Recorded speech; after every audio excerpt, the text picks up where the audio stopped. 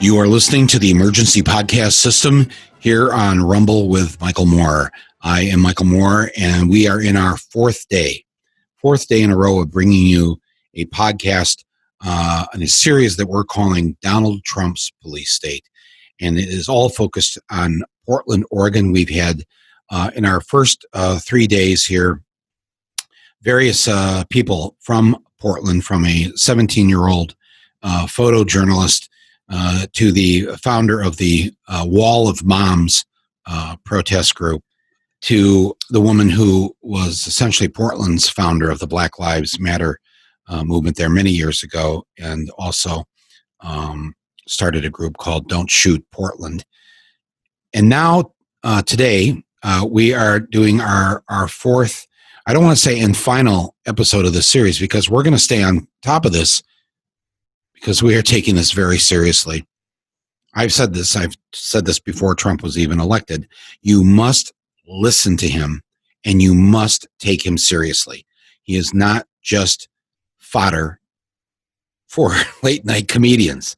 He means what he says most of the time. And it is not in our best interest if we don't pay attention to that. Before we get started on this, I just quickly want to tell you a couple of things.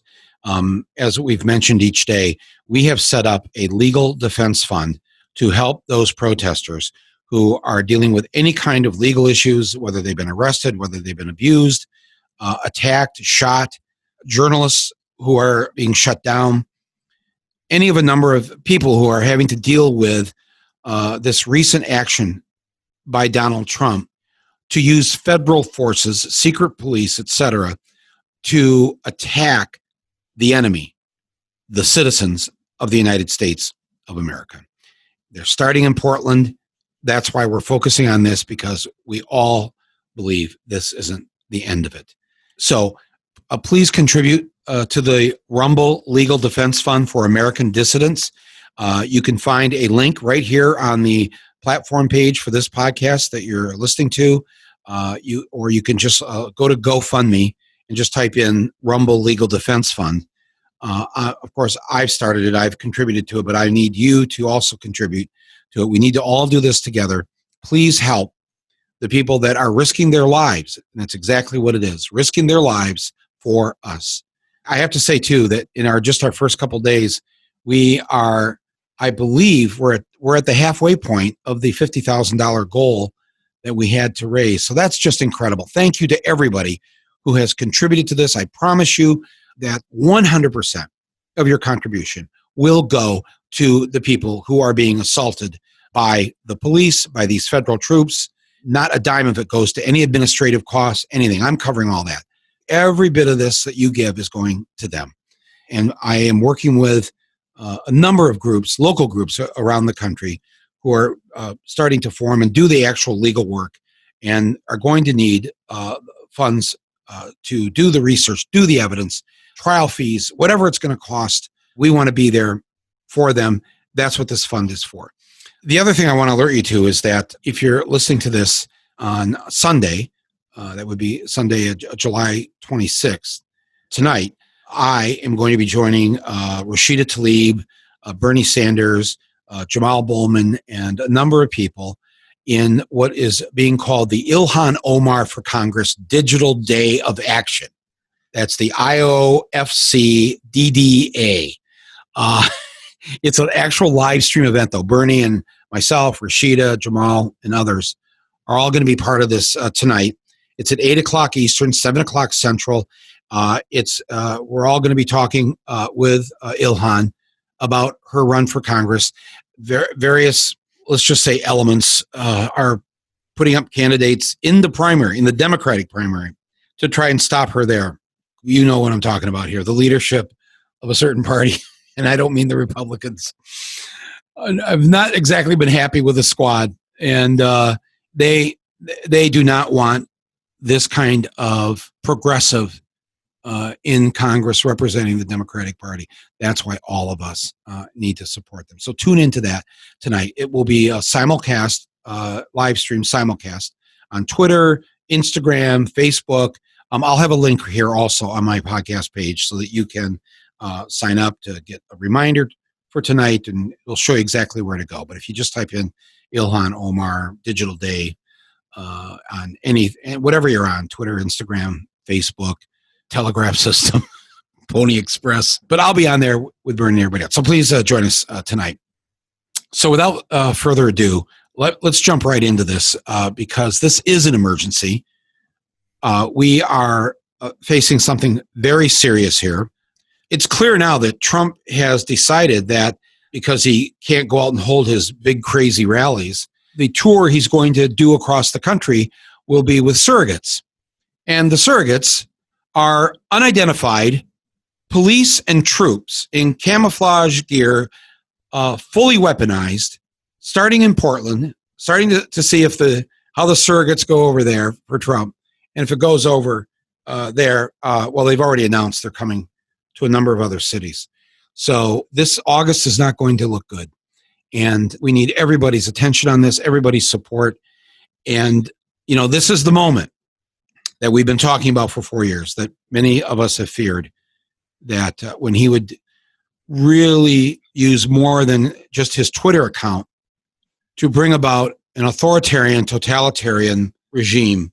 And that is why we have with us today an individual, a journalist, who fortunately or unfortunately lives in Portland, Oregon, and but has covered many stories throughout the past few years from various conflict zones and war zones such as Iraq and Ukraine. He's now reporting from a new war zone, Portland, Oregon. He's lived in Portland now for the past year, and it's a city that, like other war-torn cities, is under siege. Not the entire city, just wherever the police and the troops decide to go and either sweep people off the streets or fire their weapons. Or, he's going to explain all this to us because he's been there. I think out of these probably 56, 57, 58 nights for well more than half of them right there on the ground. He's now an investigative reporter at the Bellingcat site, if you're familiar with that. And he hosts the Behind the Bastards podcast on iHeartRadio. And when I think of iHeartRadio, I always think, when is the Behind the Bastards podcast going to air? Robert Evans is his name. Robert, are you there? Yes, sir. Thank you. Thank you for joining us. I didn't get you in trouble there with iHeartRadio. No. They're pretty chill. Okay. Well, that's a great name for your podcast, Behind the Bastards. Well, you have been there. You've been on the ground. And am I right? You've been out there a majority of the nights. Yeah, I would say somewhere probably closing in on 40 nights. 40 nights. Wow. Yeah. Well, why don't, most people now have sort of seen something on the national media. I have had a sense that we're really not getting the whole picture and the whole story. You've been there. You're on the ground. You're a journalist. I'm just going to turn the microphone over to you and have you tell us what's been happening. How did this start? Give us the story behind the story. This started, Michael, with a kind of general uprising in the city against the police bureau.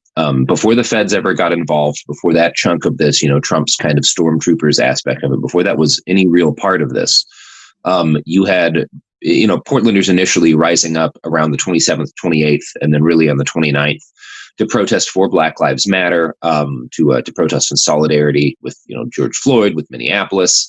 And the Portland police cracked down so aggressively on the first couple of nights, first couple of days of that it really brought the whole city out in a rage in a way that hasn't ever happened before. Can you explain first of all to people, when you say Portland Police Bureau, that's what every other place calls the police department. Yeah, Portland is weird. It's called the Police Bureau. It sounds a little yeah. Go ahead. They're a bit weird, and they're honestly much more aggressive than almost any other police department in the country. And they have a long history of that. In 1921, they partnered with the Ku Klux Klan and provided 150 men picked by the Klan with firearms and arresting powers. And those men were allowed to go out and act as vigilantes without displaying their names. That was the Portland Police Bureau in 1921. And in 2010, an officer, last named Kruger, was caught maintaining a series of Nazi shrines to actual dead Nazis, like straight up literal, like Waffen SS guys, on public property. And he briefly got in trouble, and then the Portland Police Association, our police union, sued in defense of him, and he was eventually given an apology and allowed to retire with a full pension. On another occasion in 2018, I think it was, a group of Proud Boys came to rally in the city. So there was like one of those dueling rallies between Proud Boys and Antifa. And the Portland police caught a group of men from out of state on the roof of a building overlooking the protest with scoped rifles. And they just kind of gave those guys a warning, and they didn't even tell the mayor or the city government. And it leaked out a little bit later that they had been communicating with Proud Boys for months, giving them information on like where they could enter a protest so that they wouldn't get like spotted by the police and searched for weapons. So again, Portland police have a long history both of being like really aggressive towards activists. And again, in 2018, they shot a guy in the back of the head with a grenade and nearly killed him. They're also just a very aggressive police force on the streets. 58% of use of force cases by Portland police officers are against the mentally handicapped. So this is an extremely aggressive police force. And when these protests really got started, their immediate response was, the first day after, we had on the 29th, kind of in response to the burning of the Minneapolis precinct, we had a riot in Portland. And it remains, in my opinion, the only real riot that Portland has had, right? People gathered around the Justice Center. They broke all of its windows. When the police dispersed them with tear gas, they ran through the streets and they looted some buildings in the luxury shopping district, lit some banks on fire. There was one night of real rioting in Portland. And then the next day, there was a protest that tried to close down an intersection. And the police responded to that very peaceful protest by beating people's faces in with truncheons and then tear gassing not just the crowd, but about 6 blocks of regular traffic. There were like little kids that got tear gassed in cars. It was horrific. They tear gassed houseless people for hours. They just made walls of tear gas to try to like push everybody to the waterfront and stuff. It was just really ugly. And it continued for days and days and days and days and days. Unbelievable amounts of gasping. As like every judge in the city started doing their best to like issue limitations and injunctions. They had an injunction placed against them saying they couldn't use tear gas except for in life-threatening situations. So they just started declaring a riot immediately at the start of every protest. Because a riot is a life-threatening situation. So if they declare a riot, they got to tear gas us again. So that's just what they'd start doing. And it got as silly as the silliest it's maybe been is the second protest at the Portland Police Association headquarters, because they get very angry when people protest at their union building. So the second protest at the PPA headquarters, they declared a riot with shocking speed. And all I'd seen done was maybe 2 or 3 water bottles get chucked at that point. And it turned out their justification was that somebody had thrown something and broken a window on the union building. And video leaked out almost immediately that what had happened is a man was filming a police officer and the cop hit the phone out of his hand into the window. That broke the window. And so they started tear gassing people. So the federal agents, obviously, number one, the way that they fight is very visually spectacular. The reality of these kind of BORTAC units and stuff that the special units that the president is putting together and sending out to other cities, deeply important in kind of the story of rising authoritarianism in the United States. I understand why that's the national story, but within Portland, most of the people, particularly the activists who have been here since the beginning, the folks who've gotten the best at sort of resisting law enforcement in the streets, this is more than anything a fight with the Portland Police Bureau. The feds kind of came in late in the game, and people were like, I guess we're fighting both our own police and multiple federal agencies in the street now. Okay. Your reporting and what I have read and listened to you is explain the difference, because you wanted to make this point that when the police are doing their violence, their brutality, it's very different from these federal troops and secret police who we don't really know who they are. They have a whole different method that seems the randomness of it and is meant to discombobulate the protesters, and it looks like a war is going on, and you've witnessed war. We're about as close to war as you can get without live rounds being fired, and they carry live rounds every night. They've got M4s, obviously all of their sidearms, but they have M4 rifles. a number of the guys out there. And so it's obviously people aren't getting shot to death, right? It's not as terrible as Mosul. The city's not being leveled from the air with bombs. But there's an element of covering it that's a little bit more stressful, just because at any moment that could happen.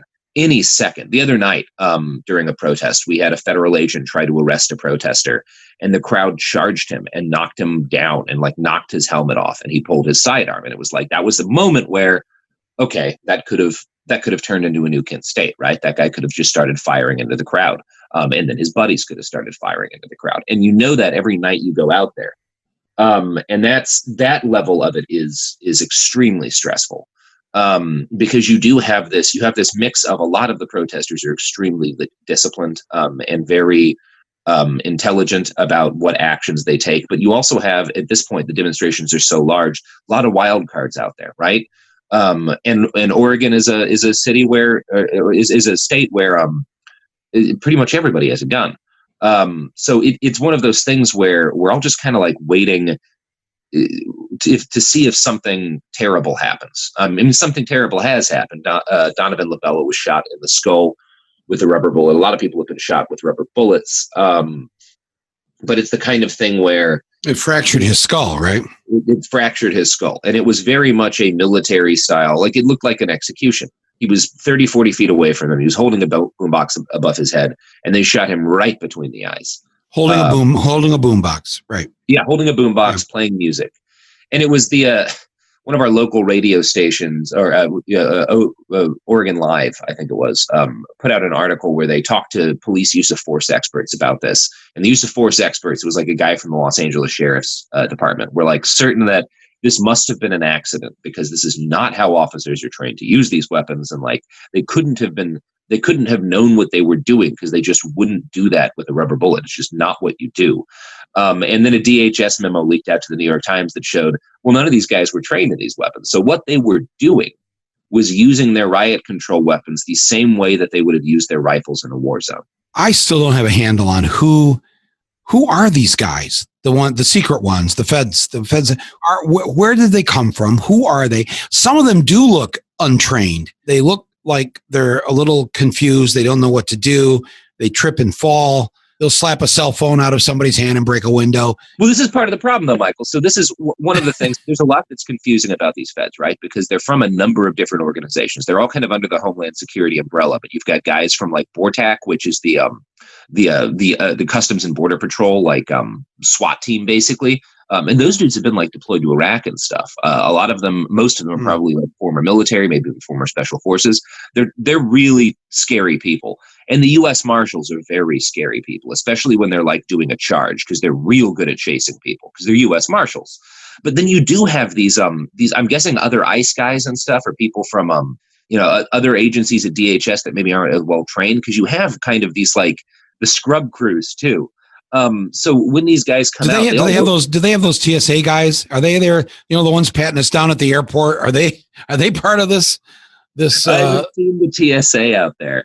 But when you're right, though, when you say Customs and Border Patrol, I'm thinking either, they're down. Yeah. They should be down at the border waiting for the wall to be built, or the customs people who, our total interaction with them, if you've ever encountered them, is passport, please.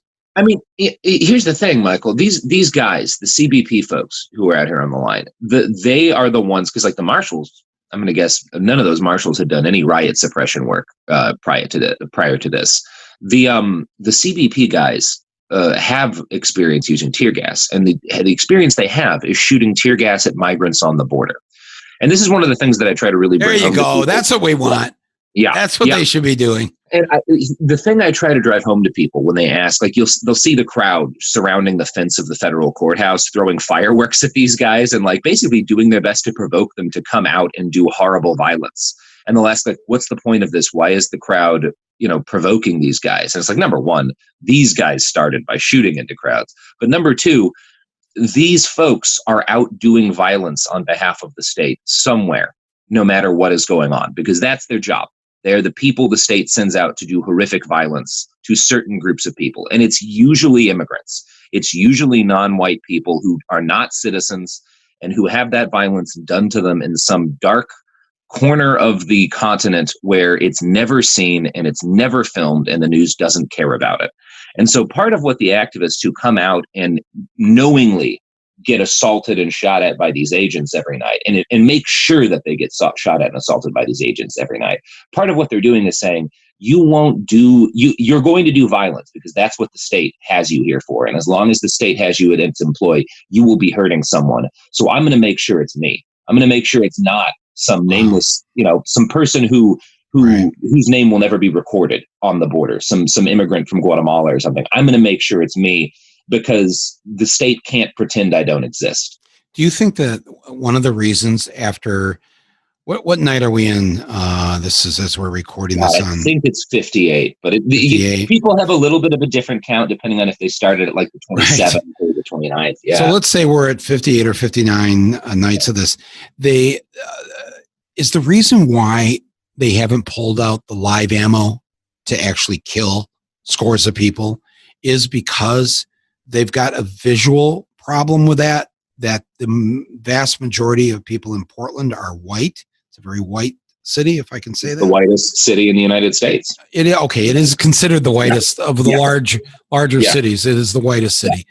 So is that the reason that they just don't want to be shown on television or on the internet killing fellow white people?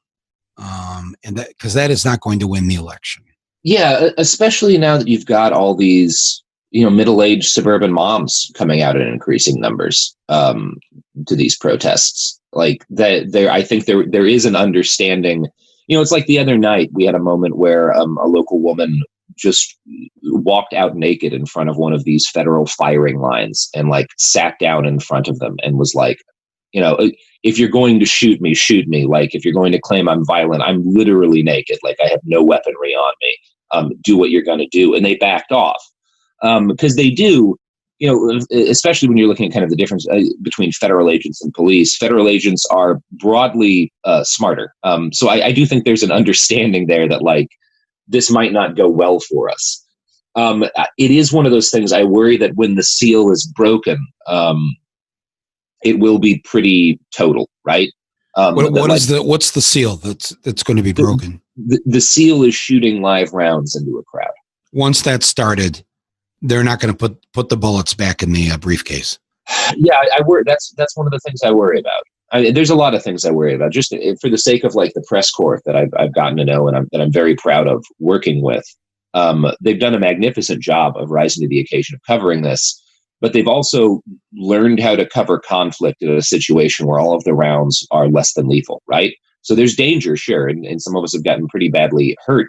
A colleague of mine had some ribs cracked. But as a rule, you can get right up to the front of the firing line, and you want to get the best footage. You want to get up really close. And when the live rounds start flying, I'm deeply worried that folks won't be able to adjust quickly to the fact that when there's actual bullets flying, you record in a profoundly different way.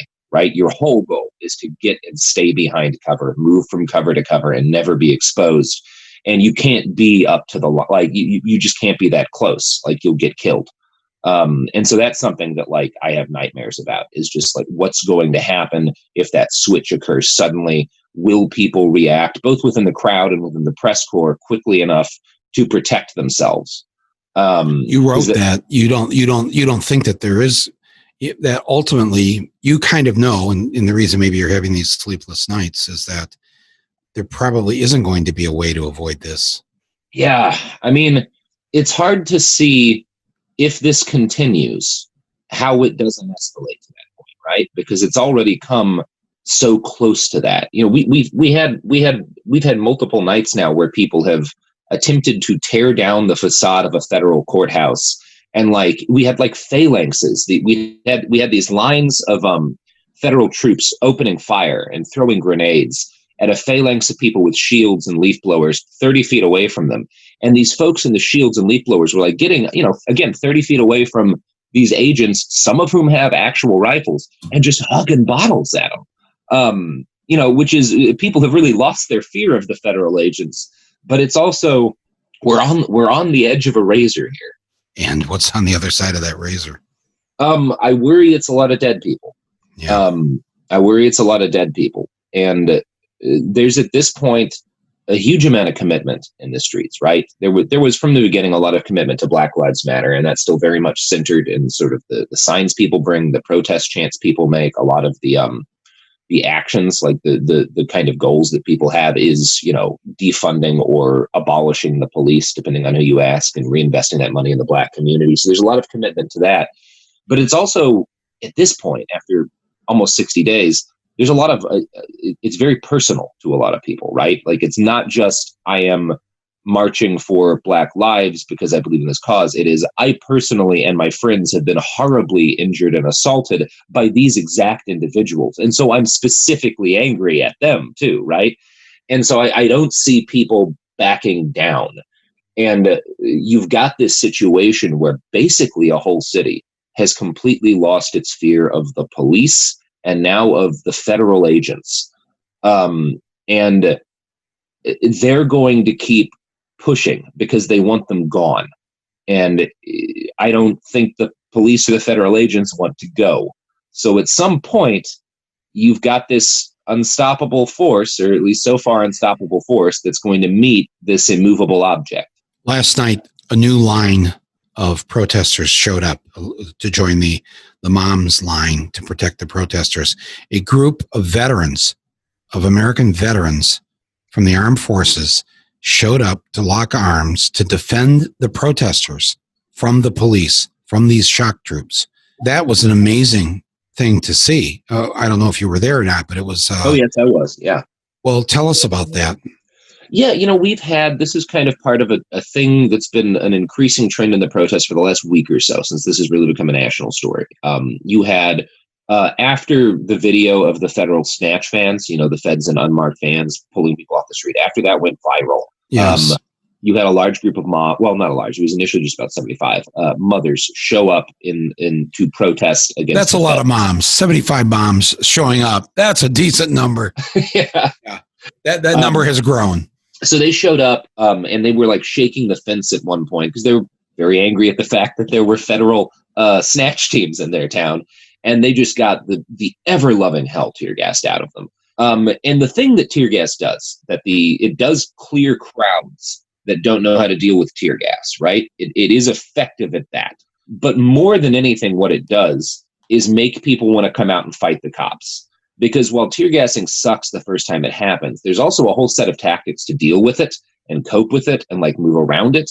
And it kind of becomes a game. It's kind of fun after a while, and people get good at it. And these, I think part of what happened, because the very next night there were like 3 times as many moms out. And I was out there, and they were very, it was one of those situations where, because the protesters had been so radical, right, after 50 nights, you've got this crew who are very politically radicalized. I wasn't sure how the moms were going to gel with them. And I was kind of concerned that, like, okay, they may be willing to like show up here and like protest the feds. But if the crowd starts, pushing the line legally, trying to force a confrontation, are they going to get angry? Are they going to leave? Are they going to understand why the crowd's doing this? And there was a moment where folks in the crowd succeeded in tearing a hole in the fence. And all of these moms started, like, you could see this kind of like murmur go through the crowd of moms. And then they stepped forward and plugged the hole in the fence with their bodies. And of course, everybody got tear gassed and shot at that night. And so the next night, even more moms came out, and they succeeded in occupying the steps of the courthouse. And then I can remember one of the moms behind me saying, we should go get a sledgehammer and batter down that door. And then she started working with some kid in black bloc to try to kick down the front door of the courthouse. Oh, wow. That's some serious mom anger. Yeah. Well, one of the moms told me that, tongue in cheek, sort of, saying that they were very pissed, not only that they were snatching unarmed, nonviolent citizens off the street and throwing them into unmarked vans, that they were using minivans. These suburban mom, they were using minivans. Yeah, and they were rentals. Yeah, and I said, you mean seriously? They're fighting, the federal government is fighting the protesters with something from Budget Rent-A-Car. I mean, is this really how low we've sunk. It was, but of course they also have a great sense of humor. In addition to now they want to pick up hammers and tear down doors. It's, but I guess this is what happens after you've been hit with a rubber bullet. Yeah, it does radicalize you a bit. There's nothing quite as radicalizing as having a group of faceless, heavily armored police officers do tremendous violence to you because somebody hucked a water bottle at him or something, right? Right. Or shook a fence. Yeah, so anyway, after that, you started having the next night on Monday, Dad Block showed up, which was a bunch of dads with leaf blowers. What's it called? Dad what? Dad Block? Dad Block. Like, Black Bloc are the guys that the right wing is all terrified about. The kids who wear all black to go commit crimes and stuff, basically, protests and stuff, like engage in illegal activism, right? So dads show up. Now the moms are wearing the yellow t-shirts. What are the dads wearing? A lot of them are wearing orange shirts. Orange shirts. You've had one of the guys that's become very popular that my colleague Sergio almost recorded an interview with is this old grandfather, this guy in his 70s who showed up with a really nice leaf blower and was just very excited to get to use it. Was talking about, I did all this research. I found out this one has the most, it's going to be, I think it's going to be a really good leaf blower. And they're, and the leaf blowers are used to blow back the tear gas at the feds. At the feds and up into the courthouse. And the feds have been deploying such unbelievable quantities of tear gas. I would be shocked if there is a more heavily tear gas space on the planet than the federal courthouse in downtown Portland. Describe the tear gas tornado that I saw. So that would have been, I think, that would have been Wednesday night. No, that would have been Thursday night. That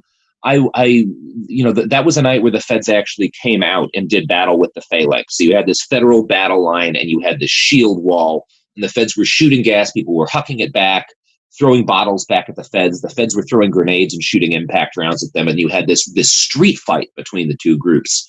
That was very kinetic, a lot of motion, and very impressive crowd. And the crowd is, by the way, always blaring music during this. And it's usually a mix between Rage Against the Machine and the Imperial March from Star Wars, which is sets a tone of a certain type. So the feds dispense so much tear gas, multiple city blocks just completely coated in it. The most gas I think I've ever seen.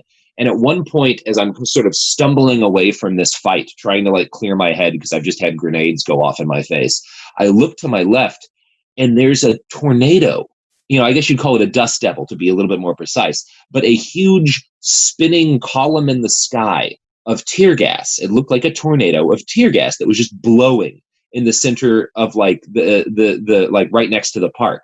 And it's wild to realize that federal agents have shot at you so much that they created their own weather system. That's a different level. Wow. Yeah, that was something to see. You're right. I can't imagine how much tear gas has been fired in Portland.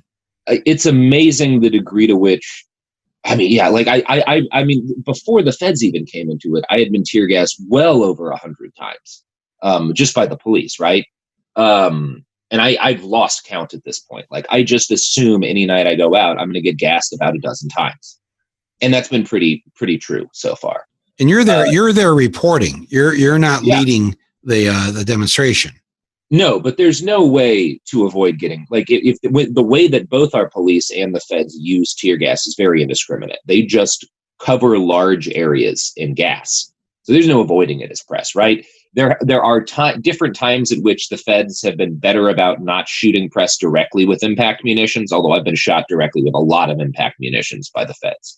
But some nights they've been pretty good about not shooting us directly. But there's, when they're tear gassing, they're tear gassing. So what do you have to protect yourself? Are you wearing a gas mask? Do you have a bulletproof vest? Yeah, I have a bulletproof vest with rifle plates. I have a ballistic helmet. It's the same kit that I took over, that I essentially the same kit I used in Iraq and that I brought with me to Syria. It's the kind of armor you wear for these sorts of things. And I also have a respirator. I have my glasses. I have a very peculiar issue with fogging, so I don't have a nice full face mask like some people. I'm still trying to work on that solution. A lot of people have good full face mask solutions. So it's like a mix of folks. And now we have a lot of out of town folks who've kind of parachuted in with nice gas mask kits. You can't buy respirators and gas masks right now within 100 miles of Portland, really. So, Robert, there's a phrase going around on the internet called Riot Pokemon. And I think it's been attributed to you. You came up with this phrase. Well, just explain to us what this means. I mean, yeah, it's so both the police and to a larger extent the feds drop a lot of munitions, right? So especially the federal agents have all sorts of weird grenades that they throw at people constantly. And most of those leave behind like a grenade afterwards, right? Like it bursts or something, but you have, this grenade that is now like an expended munition, and the street's just littered with them afterwards. And so, folks like the NLG, the National Lawyers Guild, try to get their hands on some of that stuff to kind of document what munitions are being used, what like one of my colleagues at 45th Absurdist on Twitter pulls all of the different pins that they can find or not the pins, but the little handles from the grenades, because they have the manufacturing date. And so like one of the things we learned last night is one of the tear gas grenades they tossed at us was 19 years old. And I was out with Garrison, who you also had on the show that night, who's 17. So we realized that like this kid was getting gassed by tear gas that was 2 years older than him. Which is a bit of a problem. So like there's a value journalistically and sort of like within the context of legal observers, of organizations trying to hold the government accountable, of knowing what munitions are being dispensed, which ones are expired, etc. But also like, grenades are neat, and people like souvenirs, and it has become sort of a little bit of a hobby for people to try to collect as like the spent munitions and trade them even. This is generally especially when the feds are kind of out in the street and then retreat, it'll just be littered with munitions. It's pretty safe to pick them up as long as you make sure they're not hot. People have taken some very dumb risks to get, the Riot Pokemon, including like stepping onto federal property when the fence is up and there's only one entrance, and they'll be picking stuff up and the U.S. Marshals will charge out to grab people. And the marshals are very fast, so people don't always get away in time. And it's my opinion that it's kind of a dumb risk to take for a souvenir, especially since when the feds eventually come out, there's always plenty left on the street. So I think it's fine if folks want to collect this stuff. And obviously, I think there's some documentary value in doing so. Everybody wants a souvenir or whatever, especially if you're going out there risking your butt. But be careful about when you don't break federal law just to get a souvenir, right? Like if you're going to risk arrest seriously, make sure it's for something, valuable. It's just the way people are, right? Make sure you're pulling down a Confederate statue. Yeah, exactly. Which is how that's the idea for our legal defense fund that we've just started. It began with that. It's like when Trump said he was going to put you in prison for 10 years if you tore down a Confederate statue. I thought, well, we've got to then help anybody who is doing anything like that. Nobody should be spending a night in jail for that, as far as I'm concerned. So, but I would like to caution people a little bit more at the courthouse. It's not worth getting inside of the fence with the marshals just to pick up a thing. Frankly, I wouldn't pick it up because I would be afraid it had not exploded yet. And you pick something up that's unexploded, you could lose a hand. So that happens all the time. It happened last night. Somebody realized as we were kind of sorting through munitions, like, oh shit, this one didn't actually detonate. Like they pulled the pin; it could go off at any second. Oh and it was God. Like, well, you should put that down. Yeah, put that down. Oh my God. Hey, Robert, if you don't mind, I just got to take a minute here to acknowledge a brand new underwriter, and I'm greatly appreciative of it. And I just wanted to take a minute to tell people listening to this that Raycon, this is the company that makes these incredible earbuds you can use as a Bluetooth means of listening to music, or, if you're on a day-long Zoom meeting or whatever. These are incredible little earbuds, and they want to be on board in supporting Rumble and what we're doing here. And I'm grateful for that, and I wanted to thank them. And to encourage you, those of you listening, to support Raycon for supporting us. It doesn't matter, what you're listening to. I mean, these earbuds, they have been designed and invented by the rapper Ray J. I'm sure many of you know. A lot of these kind of premium earbuds, they cost a ton of money. And so they're either asking people that maybe don't have, the working people, whatever, don't have the money for this sort of thing, and then putting out lot of money that they don't need to be putting out on earbuds. And so he said, there's got to be a better way to do this. And so he invented a new way to do it and charge 50% less than these other premium earbuds, which I just thought was incredible. And Ray J, his newest model, it's called the Everyday E25 earbuds. And everybody that I know, at least, that have tried them, they said that these are really, they are the same quality of the ones that you're paying twice as much money for. You get 6 hours of playtime, on one charge, right? And you get kind of a noise isolating effect from these. Even though they're little earbuds, they feel like you've got those big cans on the headphones that muffle out all sound. These seem to do the same thing. So I think that they're a great invention. They're a great thing to have and a great thing to use. They're so easy. And of course, Ray J he's got a number of other people in the music business who are now using his earbuds. Everybody from Snoop Dogg to Cardi B, Melissa Etheridge. So I want to encourage you to give them a look, to thank them for supporting Rumble. And here's the way you can do that. You go to buyraycon.com/Rumble. You get 15% off your order, and you get to support them, and they get to support Rumble. And I want to personally thank Raycon for supporting my voice, supporting Rumble, supporting trying to build a better, freer, more democratic country and world. So thank you, Ray J, and thank you, Raycon. And that's buyraycon.com/Rumble. Basil, was that you? Oh no, sorry. I'm clearing the tear gas out of my sinuses. I apologize. Oh, gee. No, that's okay. If you need to do that some more, we can take a break. No, I think I'm good. You're okay. Did you see the video of the tear gas tornado, Michael? Yes. I almost, for a second, I had to say somebody CGI'd this or something. This can't be what I'm looking at.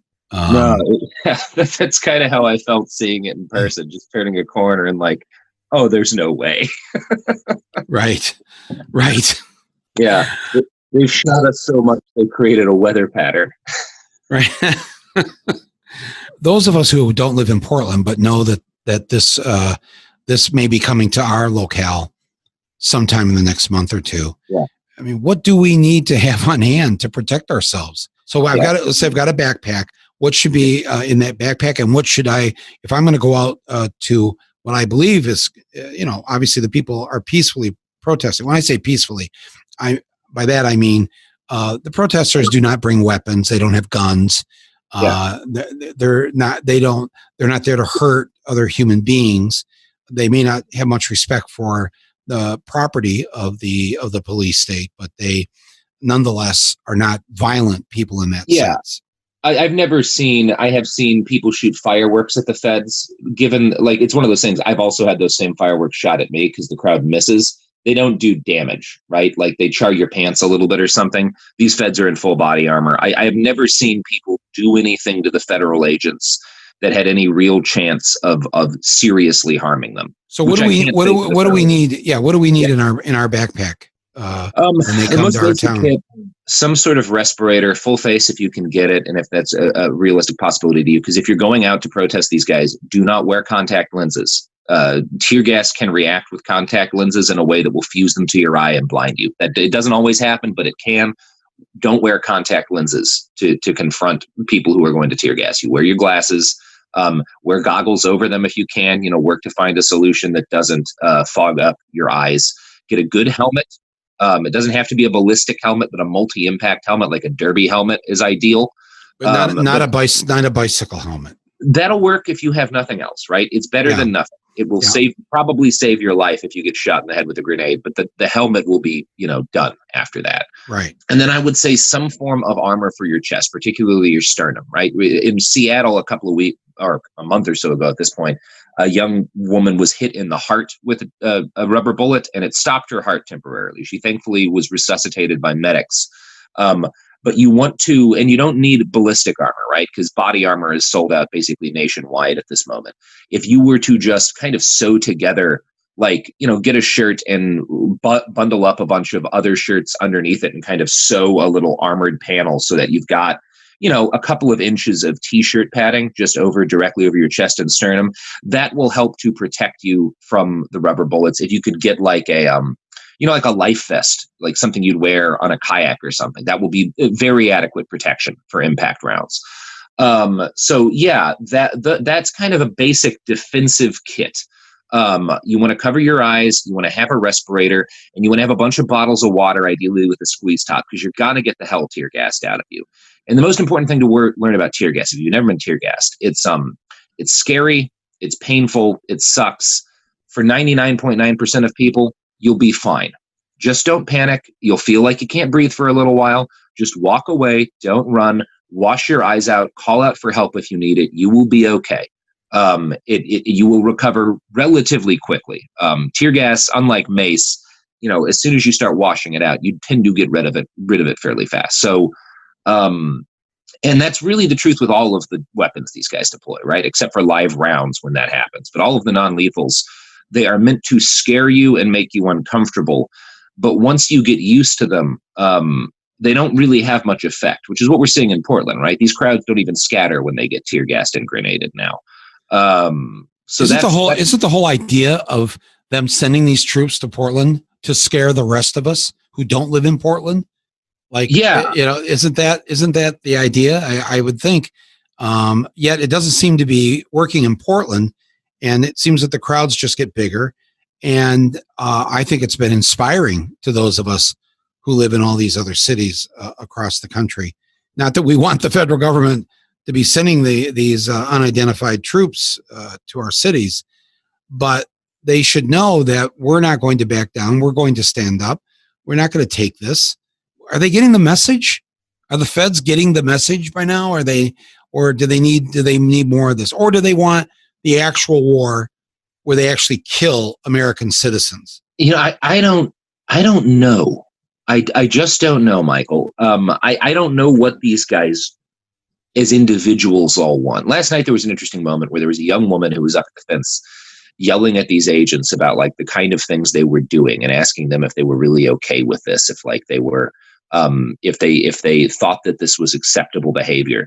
And for the very first time in these protests, one of the agents who was standing right in front of her engaged with her and started talking to her and started saying something along the lines of, I'm like, it's my job to be here. I don't want to be like shooting into this crowd necessarily. And they pulled him off the line.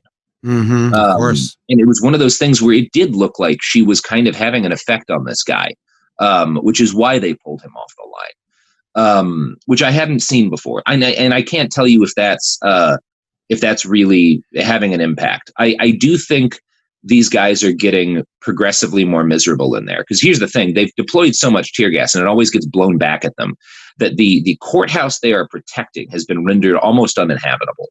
One of the judges, who's like one of the chief judges who works out of that courthouse, has ordered all of his employees to stay home and work from home because the density of tear gas that has soaked into the building makes it impossible to operate. And the first 7 to 8 floors are completely unfit for human habitation now because of how much gas that they've shot in the area.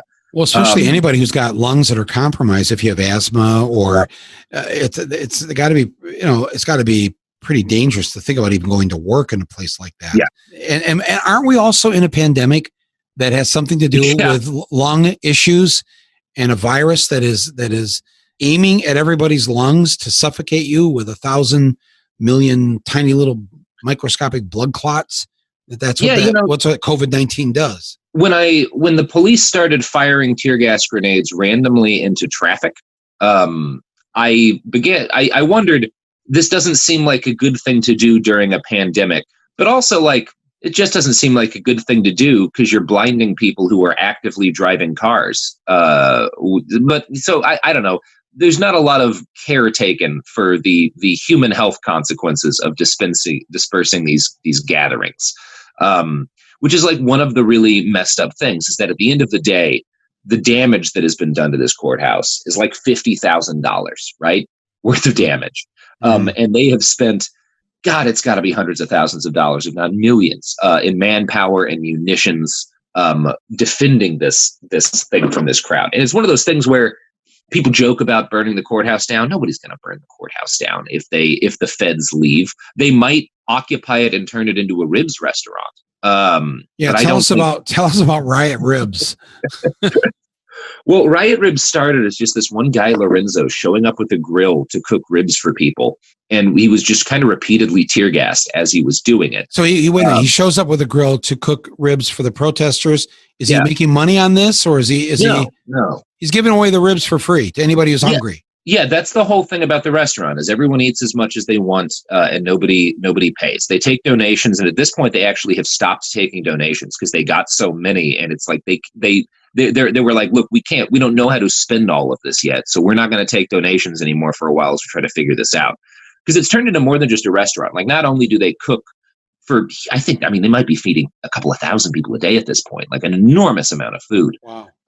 They also have turned into like a large mutual aid cooperative that particularly helps the houseless. So first off, a lot of the folks who are kind of volunteering there are houseless individuals, but they have like resume writing classes. They have clothing donation areas where they try to like hook people up with showers and clean clothing for job interviews.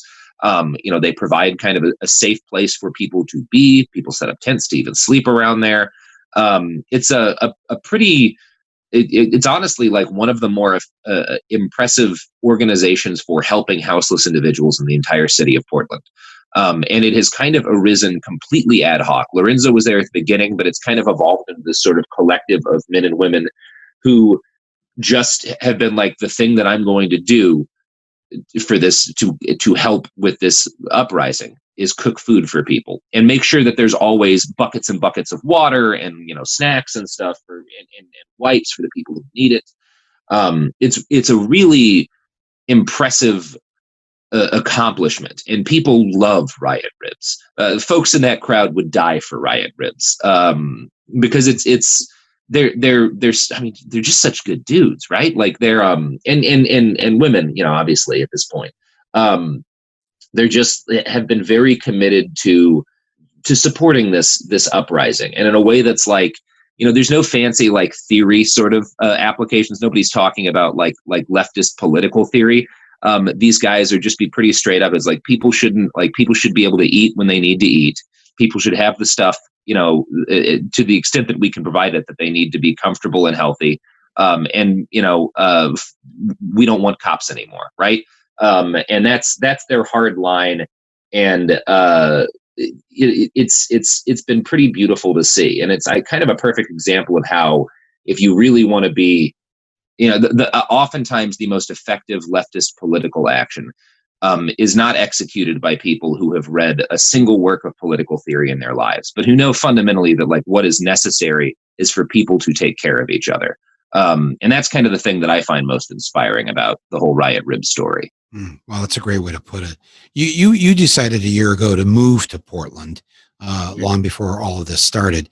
First of all, why did you pick Portland, and why did you decide to base your freelance journalism and your podcast and everything out of Portland? Well, I was pretty sure something like this was going to happen. I started back. In 2016. Wow. Was the first, 2016 was the first time I wrote an article about like what a new civil war in the United States might look like. And then in 2019, I published a podcast series called It Could Happen Here. That was like a breakdown of kind of based on what I'd seen in Iraq and Ukraine, what that might look like, how it might start. And as I was kind of putting this together and thinking about this, there were a couple of cities on my short list where I was like, this is where it might kick off.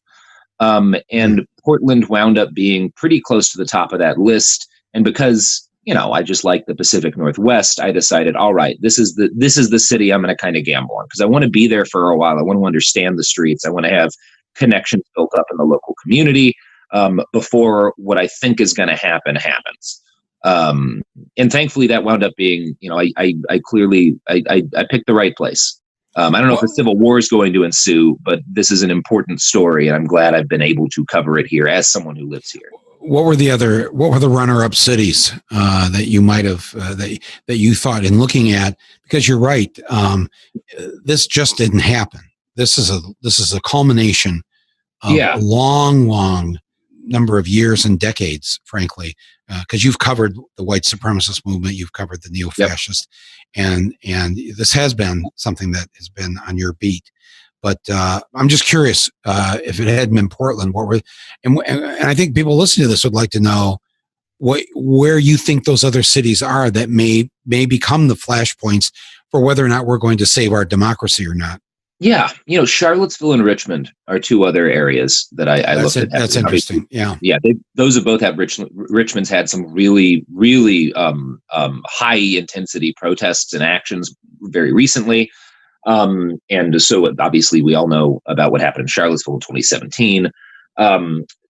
Another possibility was Oakland. I saw that as like, okay, this kind of might be where it happens. Philadelphia, Chicago, these were all places I kind of considered. In Minneapolis, because in part, all of the protests that they'd had around the murders of Black men by police officers kind of previously and the high intensity of those protests. Ferguson, like St. Louis area, was another place that I considered as a possibility. So there's, obviously a number of spots, and a lot of those spots have seen some pretty high, high intensity conflicts with law enforcement as this kind of nationwide protest movement got going. Minneapolis is sort of a Portland of the Midwest. It's a fairly white city with a god awful police department. You could argue that that's where it started. And maybe that's it is. How, yeah. That is where it started, and I don't know I don't know what's going to get kind of the most attention in the history books, right? Because this isn't over yet.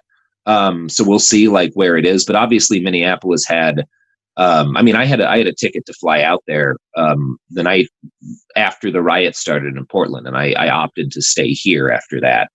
But it was, that had a huge impact on Portland. It was one of those things where once we had this huge crowd on the 29th assemble around the Justice Center, which is our police headquarters and jail.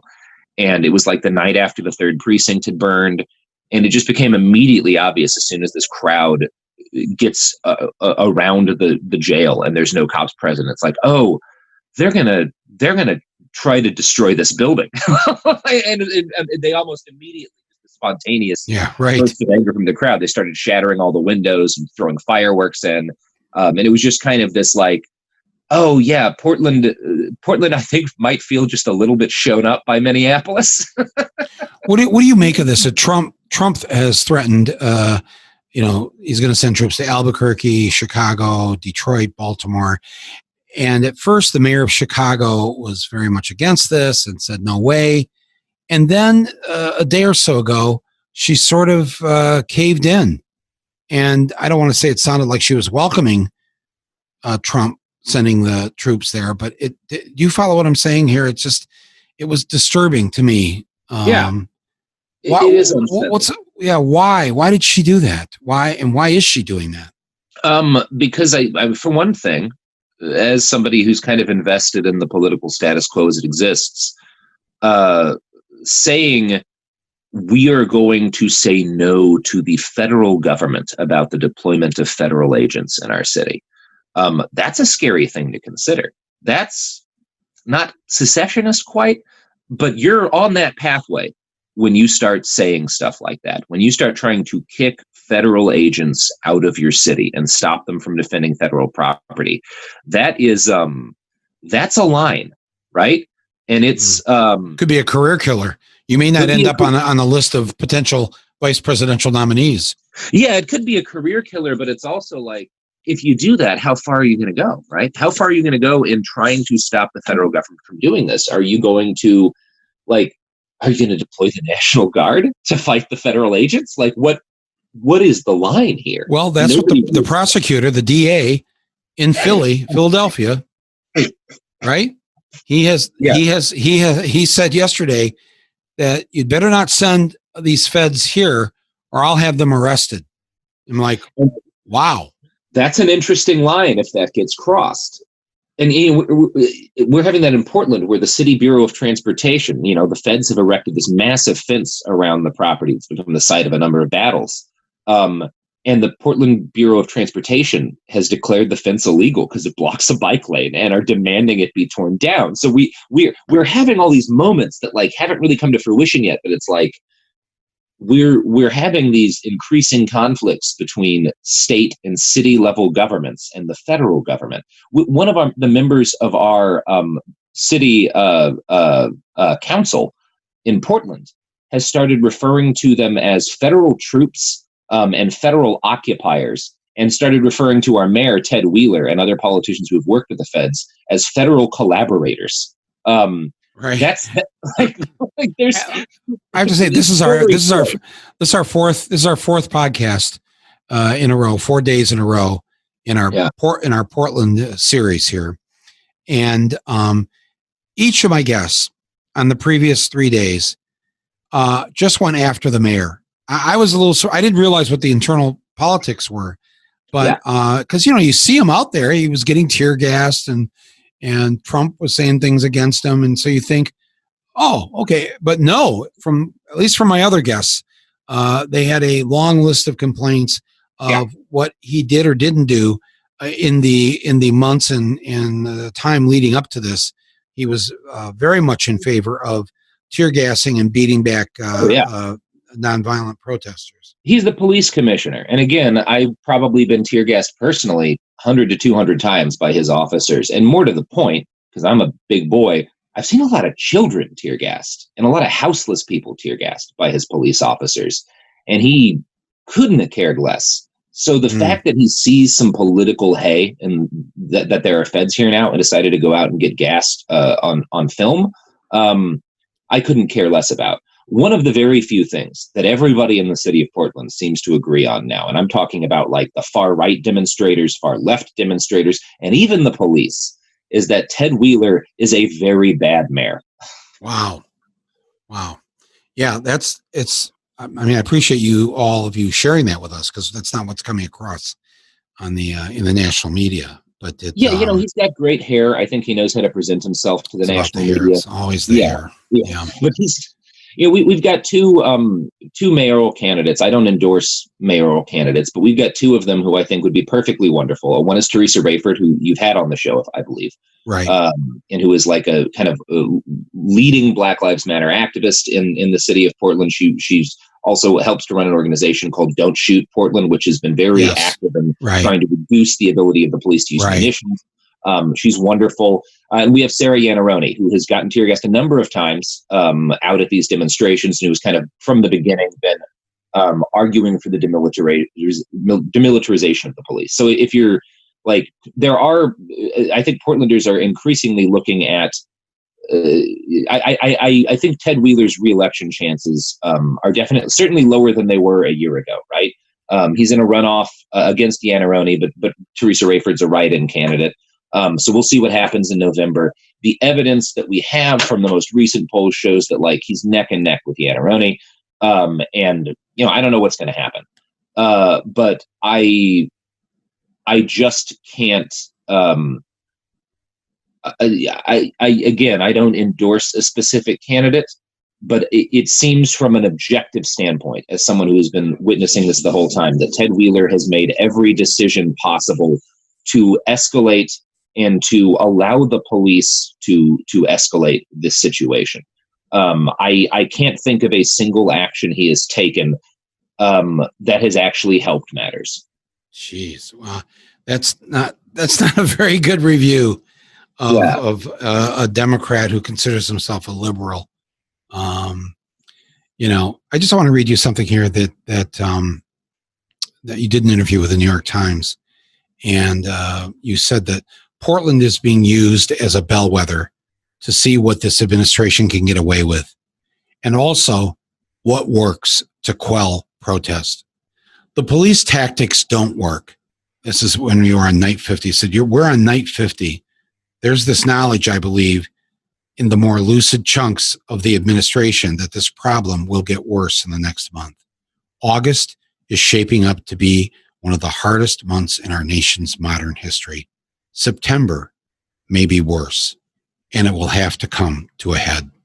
Wow, that would just send a chill down me when I first read that. And that's almost a week ago now. Honestly, in your gut, Robert, what are we facing here? And I mean that both in the micro and the macro here, because it is about Portland, and then it's about so much more. You are facing continued Black Lives Matter protests, which are continuing in a number of places around the nation to be suppressed with violence by police, and federal agents will increasingly join that crowd and will be increasingly used to suppress these protests. At the same time, we are now seeing the expiration of the eviction protections that were put in place at the start of the coronavirus outbreak. There will be none of those left in place in August. More than a third of American homes were unable to meet like mortgage payments in the last month.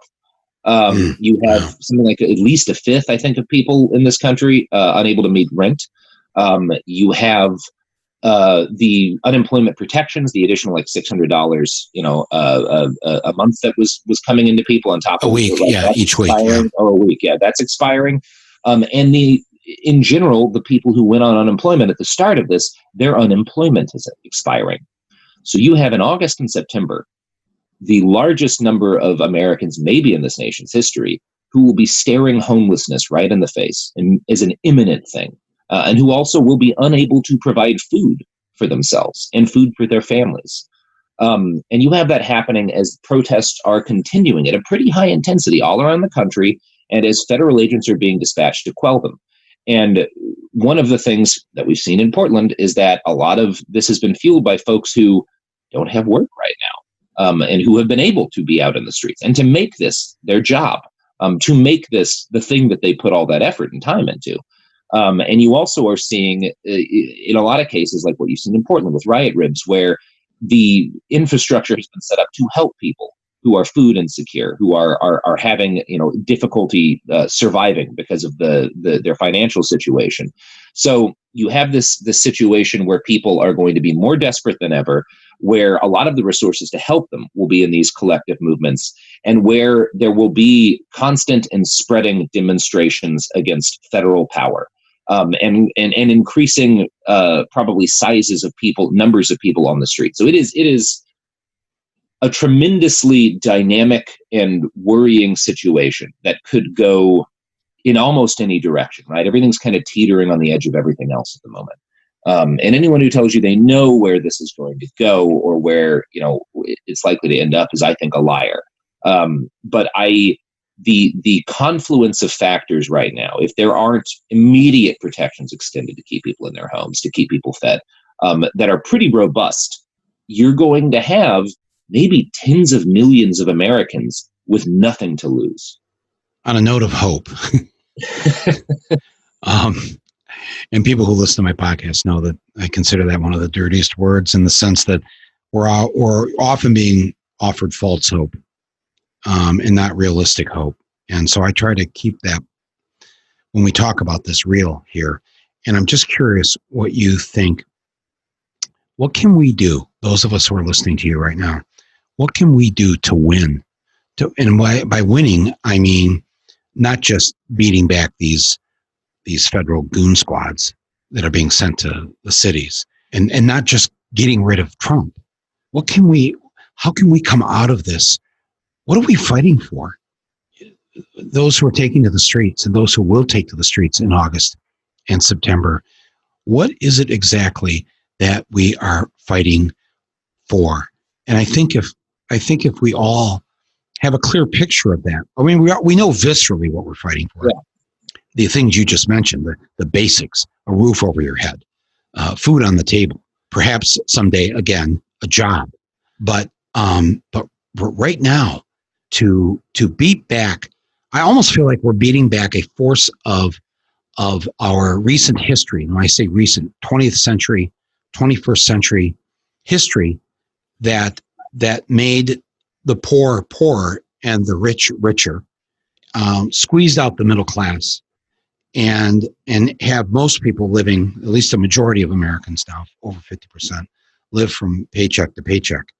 Nobody wants to live like that anymore. And after having gone through and still going through the threat that any of us, any family member could die because of something you touched or somebody that breathed around you, the stress of that, so many tens of thousands already dead. And we had a Dr. Redlener on here a week or so ago predicting that if we don't get some leadership and if something doesn't happen, by the end of the year, we could have 800,000, maybe 1 million dead Americans from this virus.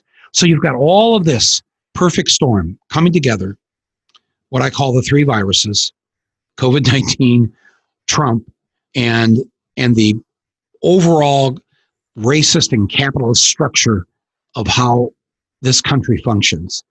And I want to believe that we're going to be doing things, we are doing things right now that are going to get us to the other side of this, and we're going to be a better people and a better country. But so I put that to you.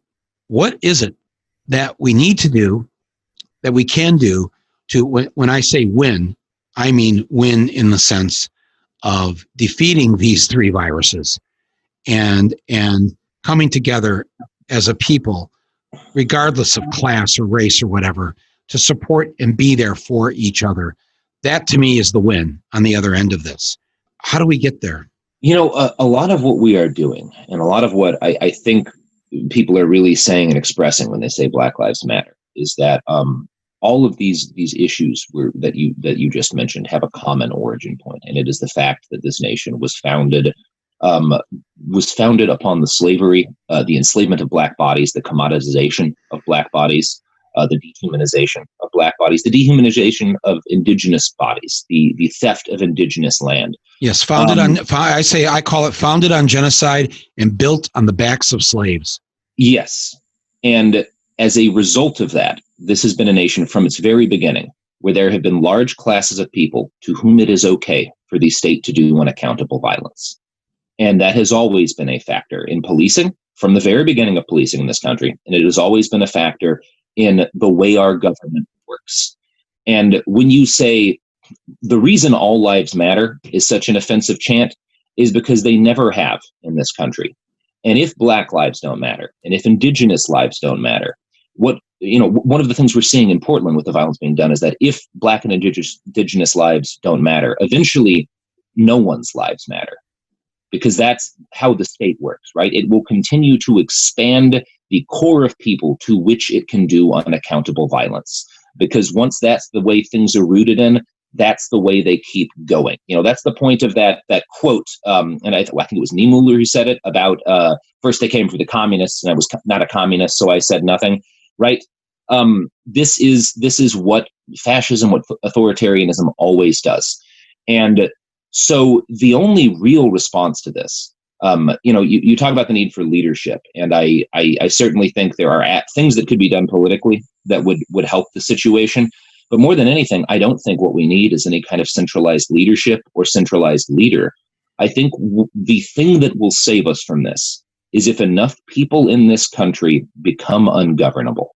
That's what Portland's doing right now, right? That's the response that this city in increasingly large chunks has taken. Become ungovernable. Don't let them keep doing this. They've been doing it for hundreds of years. It has to stop now. And the only way to do that is to say, I'm not taking part in this. I'm not going to perpetuate a system that commodifies and dehumanizes Black bodies, that dehumanizes and steals from Indigenous people. I'm not going to be a part of that. And one of the ways I can do that, as a white person in particular, but like as any kind of person in this country, is to find the gears of this system built on blood and suffering and throw my body into them repeatedly until it breaks. That's very powerful. That's to be ungovernable. The government that was founded in violence, that has perpetuated violence, that speaks with violence, and is now turning it against its own people, no matter how white you are in Portland or anywhere else, you cannot be in the way or you will be crushed. That's their attitude. If we don't allow ourselves to be crushed, to be governed by them anymore, this is going to take a commitment. I think, frankly, it's already there. I've seen and talked to so many people that have just decided, I don't want to go back to what you call the old normal. To hell with the old normal. Fuck the old normal. We've got to create something different. And I think people listening to this, I'm telling you, I know, I can tell by my mail and reaction to these podcasts, people have had it and they're not going back, and they're not going to be pushed around, whether it's by Donald Trump, whether it's by his stormtroopers, or whether it's by Democrats who give in, who are weak-kneed, who lose the White House even when the people vote for them and they win. I don't know. God, I'm just inspired by what you just said, and I want to believe it's true. And I guess instead of wanting to believe it's true, I'm going to have to help make it true by living what you just said. And all of us listening to you need to live that way, that a truly free people will refuse to be governed by an apparatus that is racist, that is violent, that is misogynist. And when we decide to do that and then actually act on it, take that risk, at that moment, when the majority of us have decided to do that, they're doomed. The power structure that has perpetrated this on us. I think of people like in my dad's generation, worked their whole lives in the factory there in Flint, worked, not just Flint, but everywhere. And how many people they put into their pensions their whole lives, or had their pensions completely taken away, so that in their elder years they've had to suffer. They have to give up the family home that you can't get. They won't let the Medicare. They won't pay for the nursing home unless you can prove you're broke. And if you've kept that family home because you want to give it to your kids, sorry, give it up and give us the money. I mean, I'm just citing a few examples here, but I just got really inspired by what you said. And I want to do what you just said. And I want all of us listening to this to do what you just said. That way we'll be a truly land of the free. But first, I think we have to be the home of the brave. Right. I think there's got ass backwards, that line. Home of the brave first, and then we'll be the land of the free. That's the courage that I see in the streets every night is really the thing that takes my breath away the most, because I've watched these crowds over the course of almost 60 nights go from thousands of people confronting a few dozen to 100 police officers, getting tear gassed and running away, to what I saw last night, which was by the end of the night, there was 100 or 200 demonstrators left and a pretty much equal number of federal agents, and the feds retreated back into the buildings that they occupied. And there were an equal number of protesters who couldn't have, if the feds had really wanted to fight, couldn't have stood up to a federal charge, who pursued them every step of the way. And then once they went back inside the IRS building, were banging on the doors of the building with shields, demanding that they come out and fight again. Portland has lost its fear. And yeah, that's what's necessary for everybody. Well, I'm grateful for that. I'm grateful to the people of Portland. Thank you. God bless you. Please, as much as you can, keep up, keep at it. You've inspired the rest of us. You, Robert, thank you for being part of this. I encourage people to follow you on Twitter. And I write okay on Twitter. Okay, yes. I post my live streams there. When I live stream, I do Twitter threads from some of the events. So I'll be there. So it's Robert Evans. Mm-hmm. And the Twitter handle is at I write okay. And that's IWRITE okay. Yes, sir. And you can follow his writings from Portland. The video that he puts up, it's amazing. Are you going back out tonight? Yeah. There's a different kind of this will be a demonstration against the Portland Police Bureau, and I'm kind of excited to see what happens, because this particular crew, the last demonstration they did, they wound up actually lighting the police union building on fire, which was an interesting action. It was the first time the crowds had actually gone after police property directly since the very first night of things. And it was really interesting. They marched on the North Precinct first and sort of occupied it briefly. And then the police started to get ready to form a riot line and push them out. And they marched away, and they made it to the police union building, which we'd gotten tear gassed at a bunch of times, and there were no police around it. And so they started putting up barricades in the anticipation that the cops would arrive. And then, we in the press are all kind of waiting to see what's going to happen. And suddenly the crowd all starts chanting, "What did you see? We didn't see shit. What did you see? We didn't see shit." And then they start breaking down the door to light it on fire. And it was just this, wow, okay. I had read about that, but I thought, why? The cops said they put it out really quickly, and I thought, they probably started it themselves. But no, that was actually some of the protesters not the police. broke it. Yeah, they broke in. Yeah. And it was that was kind of what led to people really assaulting the courthouse directly. People had to break the seal on going directly after police property, right? And going directly into committing very serious crimes, as opposed to just sort of occupying an area and waiting for the police to clear you out. Going in and damaging property, like that's a line that was crossed on last Saturday, and it kind of led to everything that you've seen since. So I don't know what's going to happen tonight, but I'm interested to see. Wow. Well, please be safe. Come back, be alive, do the work that we need you to do. And I say that to everybody else participating in the protest. And thanks for the warning to the rest of us in terms of what we need to do to get ready. A life jacket that you might use in the pool or the lake is sufficient enough to stop the brunt of most of the rubber bullets. So that's one good thing I picked up from this conversation today. But thank you very much, Robert Evans, for being part of Rumble, for being part of our emergency podcast system here, and keep doing the good work. Thanks for having me, Michael. Thank you. And thank you, all of you who have listened to these 4 episodes, 4 days in a row, talking to people from Portland, from the streets of Portland, from inside the demonstrations that are taking place to defend our democracy and to fight the Trump administration and the troops and the secret police that he has sent to Portland and is sending to other cities. And also protesters who are standing up for Black Lives Matter and who have not relented since the murder of George Floyd. And that has been going on, as Robert said, in many cities that don't have national news media in them, and yet they are at this every single day and night, Richmond, Virginia, et cetera. So congratulations to everybody who's been fighting this fight. Let's stay alive. Let's keep doing this. And thank you for participating in these 4 podcasts. I'll be back again in a couple of days, but in the meantime, get involved and show your support. If you want to help protesters who are being arrested or injured, attacked in any way, journalists, same thing for journalists who are being attacked and injured, contribute to the Rumble Legal Defense Fund for American Dissidents. And you can find that on GoFundMe. Just go to GoFundMe and type in Rumble Legal Defense Fund. And I assure you 100% of all contributions are going to go to support the people in need of our help. Thank you. This is it, folks. July is ending. I'm afraid a very hot August is in front of us.